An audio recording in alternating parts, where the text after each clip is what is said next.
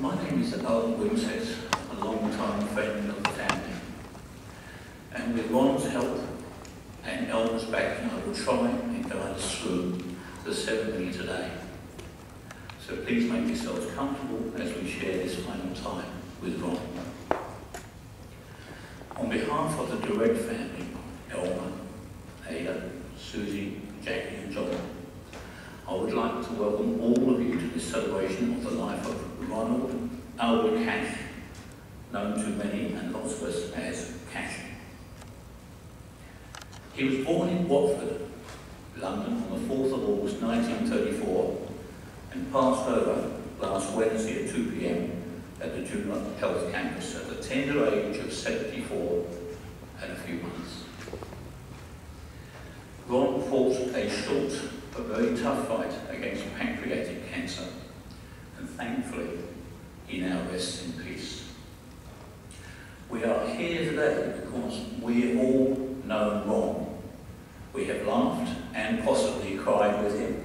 We have shared the good times and the not so good times. But most important of all is the fact that we all have memories of our times with Ron.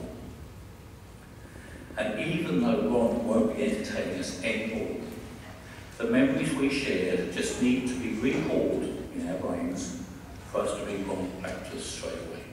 And I'm sure today that somewhere over there he's watching us all. Not very long ago, when I was visiting Ron, I was asked by him to say a few words at his funeral today. Would I do his eulogy? We talked, and Ron, as is in his usual way, wanted to know what I would say. So Cashy, with your pre-approval, here goes. I spent many hours just thinking about the life of Ronald Albert Cash. Where does one start?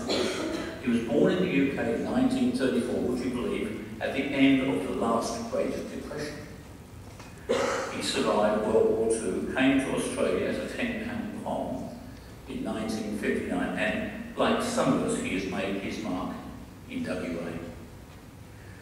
In the last 6 months, Ron has fulfilled everything he said he wanted to do, and that was to spend quality time with his close family.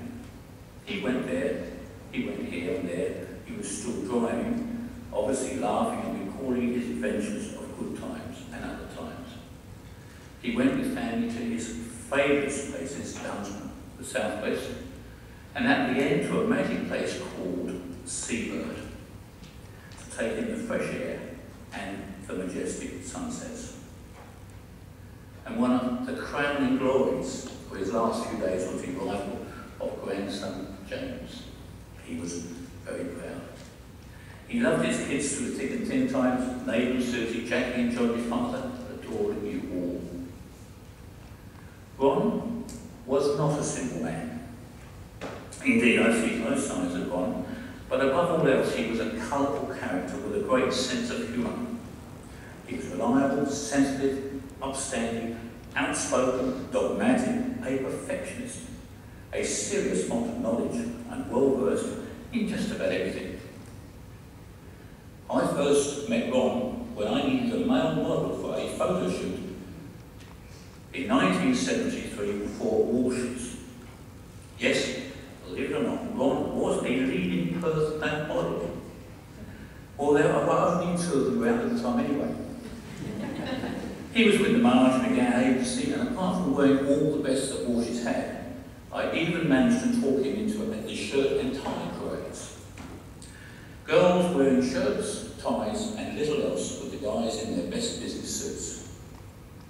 Where he had to strut his stuff on an elevated catwalk in the Hay Street Mall. He had a ball.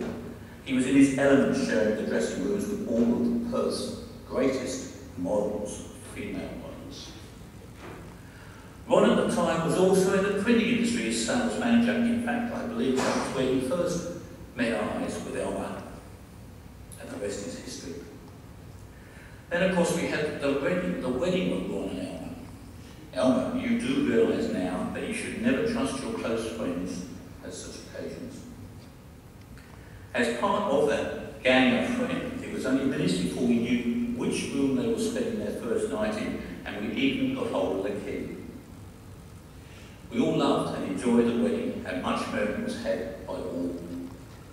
I'm not sure where they slept that night, but we sorted out the bridal suite. We took the bed to pieces, stacked it on the balcony, and left the bottle of very expensive shampoos nearly empty, sitting on the floor where the bed should have been. Next day I'm told Ron wouldn't even open the door to the man with breakfast because he thought we had returned. Not only that, but I gather as well that they were paranoid, the pair of them, about the honeymoon trip to Rottnest, just in case we were going to be there as well. It was quite a while before either Ron or Elmer spoke to us again. We went sailing, Cash and I. We shared a pointy-in yacht. Several, in fact, skipped by a chap who knew every sandbank in the Swan, and a few more besides. And the quickest way to the master yacht as well. If you ever really want to get to know a boat, the front end of a yacht is the place to be.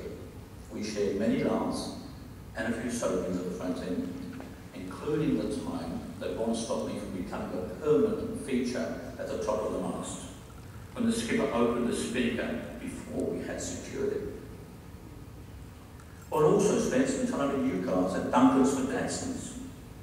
I remember the time when he rang me and said, would I like a few rocks for my garden? As Duncan's were getting rid of their indoor garden, several times later, he forgot to tell us how happy everything was. We were exhausted. We had a not too happy lorry, 2 broken backs, and a very broken hoist. We moved small, big and bigger rocks. One of them still resides in a front garden, unmoved by anybody or time.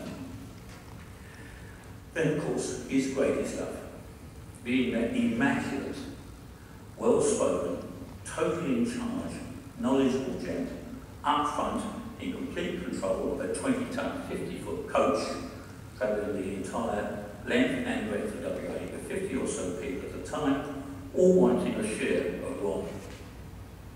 I mean, of course, as coach captain, with what started out as a little business nowadays called Pinnacle Tours.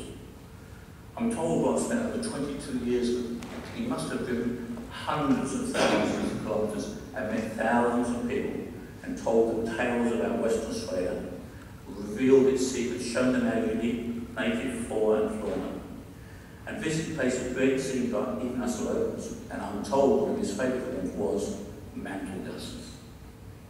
And I'm sure Elmer will still have the many complimentary letters and cards that Ron received from around the world. In fact, well, I know, I've seen them. We have a few of his ex-colleagues with us today, and thank you guys for coming. To those mates of Pinnacles, I'm told by Ron not long ago, someone wanted Ron to join them on a trip. I know he was very sad as he just didn't feel strong enough to do one more trip. So next time you guys, you're out in the big wide open bush, take a look upwards at that night sky. I'm sure that somewhere up there you'll find Cashy with a busload of spirits